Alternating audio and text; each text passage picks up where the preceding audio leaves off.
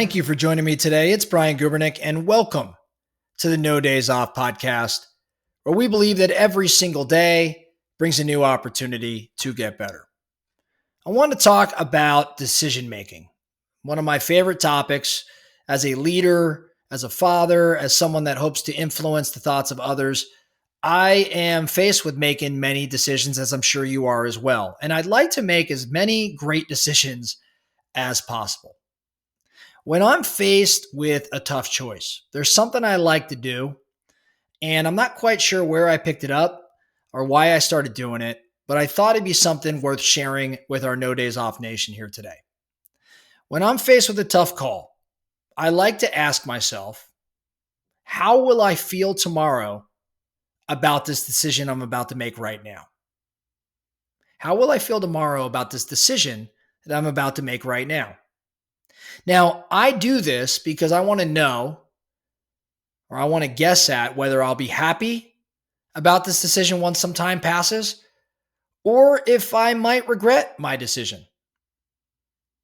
Now, this approach that I've taken, I think it considers how I'm going to feel about a decision in the future.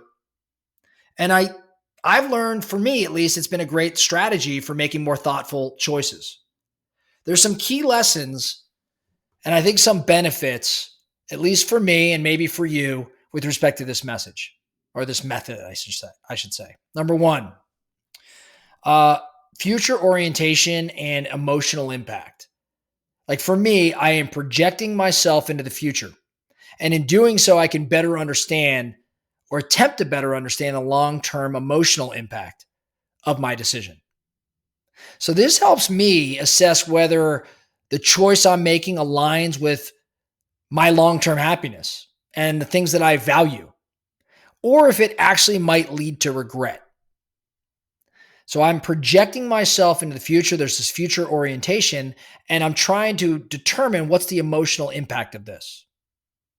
The next benefit of this method for me is it helps, and I need all the help I can get, it helps in reducing impulsive decision making. It reduces my impulse.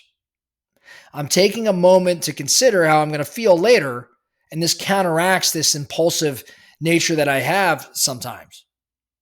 In other words, it encourages me to be more deliberate in my thinking, and it leads, at least for me, to better outcomes. This was not the way I always operated. It's probably something I started doing as I matured in life, but it's served me well. In addition to giving myself this future orientation and understanding the emotional impact, as well as reducing impulsive decision making, I think it gives me a degree of objectivity. I would say more objective perspective. Like I'm imagining my future self, and I think in doing so, it gives me this more objective perspective. Like I'm thinking about myself asking, gosh, how do I feel about that conversation? I'm detached then from the immediate emotions, from the immediate bias. And I like to think it makes me a bit more rational in my assessment rather than emotional or basing things on feelings. The last thing I'll say around this, in encouraging this sort of reflection, for me, probably the thing that I want to most limit more than most anything else in life is regret. I don't want to live a life that has regret. And so this exercise for me, most importantly, evaluates potential regret. And it allows me to make choices that minimize the likelihood of future disappointment. This for me leads to more satisfying and regret-free, I would say, decisions. And as a result, I think I'm making more confident decisions, more reflective decisions, and it's become a rather practical application for me.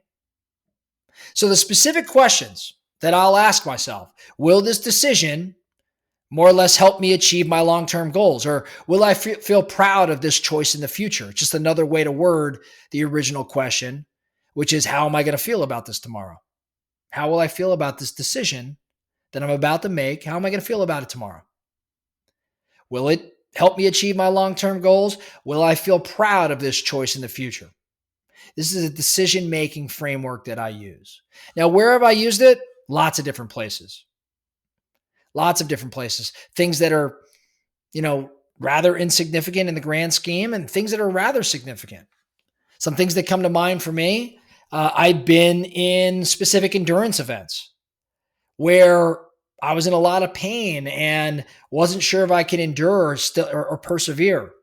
And I've asked myself, well, how am I going to feel about myself if I choose to tap out right now? How am I going to feel tomorrow about this decision? And of course, you know the answer. I'm going to regret that move without question. Therefore, I'm not going to do it. Recently, I was working with my daughter on something. We had some challenges, and we're working through some things, and I was trying to figure out like what's the best path forward. And I had to have a pretty frank and direct conversation with her. And before having that frank and direct conversation, with the consequences already outlined in my mind, like where we were going, I had to ask myself, how am I going to feel about this conversation we're going to have? How am I going to feel about it tomorrow? Am I going to be content with the way I handled this, or am I going to regret any aspect of it? And guess what? I said, you know what? I'm going to feel pretty good about it tomorrow. This is the right move to make. So I was more confident moving forward. And even though it was a hard and difficult conversation, it was necessary. And when I projected out to the future and worked my way backwards, I had even more confidence. So you can see how this shows up all over the place. And I want to encourage you to leverage this model, or at least test it out. As you go about your day today, you're going to make certain decisions, some impactful, some a little less significant. I want you to ask yourself, or at least give it a shot, how am I going to feel tomorrow about this decision I'm about to make? Are you going to feel happy and content once time passes, or are you going to potentially have some degree of regret or confusion at the very minimum?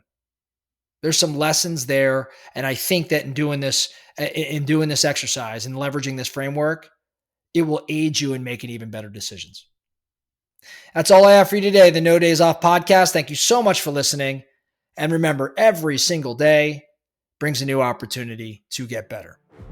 So let's get after it.